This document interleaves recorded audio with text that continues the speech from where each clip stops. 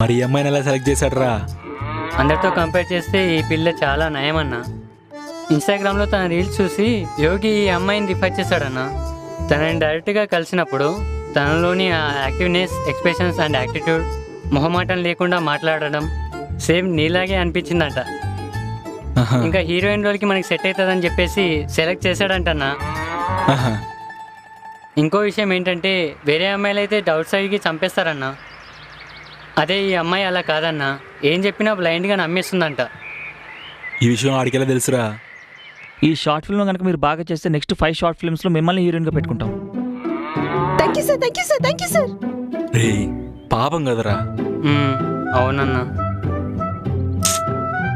ఇంతకీ తన పేరేంట్రా? జెస్సీ అన్నా. జెస్సియా? ప్రభువా, అప్పుడు క్యాథరిన్ని కూడా వాడే తీసుకొచ్చాడు కదరా. అవునన్నా.